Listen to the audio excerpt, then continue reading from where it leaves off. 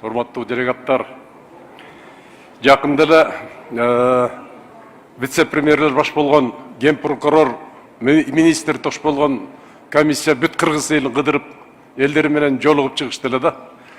Ошондо ушул айтылып аткан көйгөйлөрдүн баары ошол жерден айтылган. Азыр ошолор отурса керек. Вице-премьер Төрөбаев, Касымалиев, Золушевтар. Анан эми мындай болуп атат, урматтуу делегаттар. Касапчыга мал кайгы, карачкиге жан кайгы. Биз мына жерден бир айылдардан сүйлөштүк эле, ошол маселелердин бардыгын жазып өкмөткө берели. Бир дагы маселеңер каралбай калбайт деп. Мен ушул жерде туруп, жанагы Баткен, Лейлектен келген кишилер сүйлөп атканда, жанагы биздин айылга мектеп салып бер, бизге детсад салып бер дегендердин айтканы, мен ачка болдум, мага нан бер дегендей сөз болуп атат. Суу кечпеген бир жазып берип койбойлубу? Ушул жерге чыгып, көйгөй жок, бир дагы Кыргызстанда айыл жок экен, бир эмес, ондогон көйгөйлөр бар экен. Биз ООНдун жана берген маалыматы боюнча 50-жылдары жок болуп кете турган мамлекеттин катарына кирип калыппыз. Биз мамлекетибизди кантип сактап калабыз? Бүгүн эмне үчүн ушундай абалга келип калдык? Биз ошол жөнүндө сүйлөшпөйлүбү? Тарактап, ушул убакка чейин иштеген жана Медаткан Шеримкулович айтып кетти, биз күнөөлүүбүз деп, буга чейинки бийлик күнөөлүү деп. Бирөө Москвадан отуруп алып акыл айтып атат. Бирөө Минскиде ырдап жүрөт. Жаным, сүйгөнүм деп. Камчыбек Кыдыршаевич как жүрөт, ошону алып келгендин бир жолу жокпу? Мындай бирдеке кылып алып келип турбай, уялбай ырдап жүрөт. Бизди ушул абалга алып келген кишилер.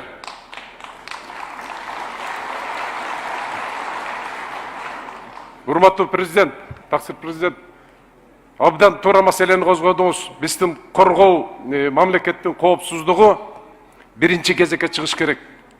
Biz ошол маселелерди чечмейинче, элибиздин коопсуздугун камсыз кылмайынча, чегарабызды бекитмейинче, башка маселелер экинчи орунга кетиш керек. Мен ачка отурганга макулмун, пенсиямды албай төлөп ошол жерде чекте турган солдаттарга, аскерлерибизге. Менин мындай сунушум бар, урматтуу президент. Биз кантип мамлекеттин коопсуздугун камсыз кыла алабыз? Биринчиден, жанагы Баткен, Лейлекте жайгашкан айылдар бар, күнүгө жанагындай инцидент болуп, кишилерибиз өлүп аткан, балдарыбыз өлүп атат. Ошол жердеги 35ке чыккан ар бир балабызга чегарачы деген статусту берип, колуна жарагын берип туруп айлык төлөйлү.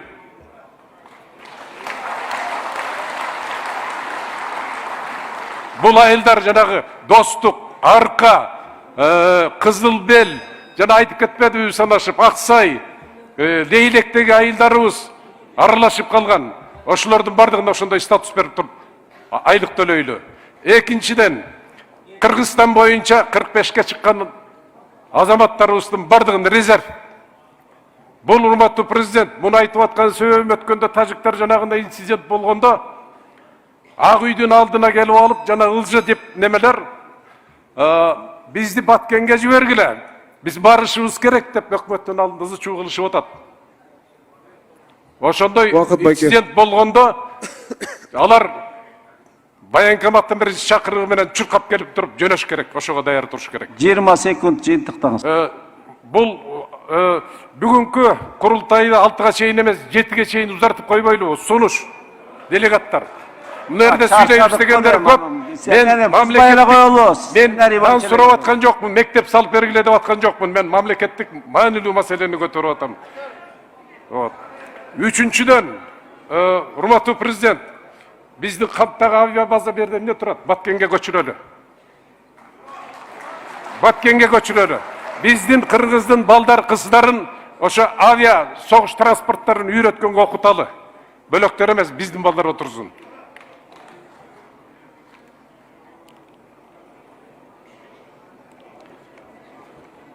Баткенге антитеррордук борбор ачалы.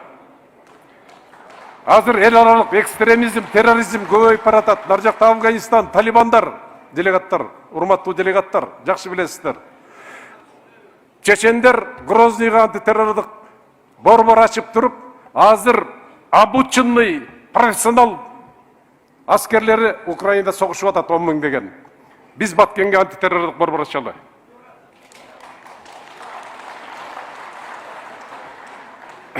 Илгери Орта Азияда Среднеазиатский военный округтун аскери бар болчу жайгашкан. Ош шаарында.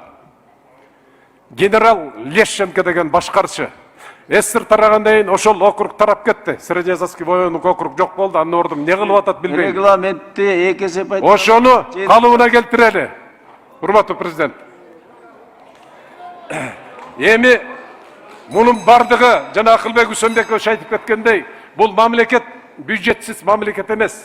А бюджетти кантип толтурабыз, булардын бардыгын акча менен төлөш керек, акча керек, кантип жасайбыз? Мен бюджетти толтурундагы сунуштарды айтып кетейин, урматтуу делегаттар. Азыр Кыргызстанда эмне чет өлкөлүк фирмалар көп. Тоген Энер жайында иштеп аткан чет өлкөлүк фирмалар даже учету жок, жана айтышып атпайбы, ардекен талап ташып кетишип атат.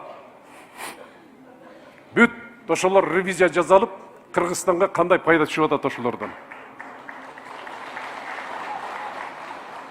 Экинчиден, Кыргызстанда эмне көп? Коммерциялык банктар көп. Булар кандай принцип менен иштешип атат? Урматтуу Минфин, Улуттук банк, Geçip болsun. кандай булардан пайда түшүп атат мамлекетке? Кичинекей Oldum. микрокредитный компания болуп келип ачылган. Endi seylаңыз эми. Азыр киттейген банк болушту. Булар миллиарддаган акчаларды алып чыгып кетишип атат. Микрофон Канча кыргыз эли үйү жок калып атат. Үйү жок калып атат. Рахмат, рахмат. Аксакал, регламент сактайлы.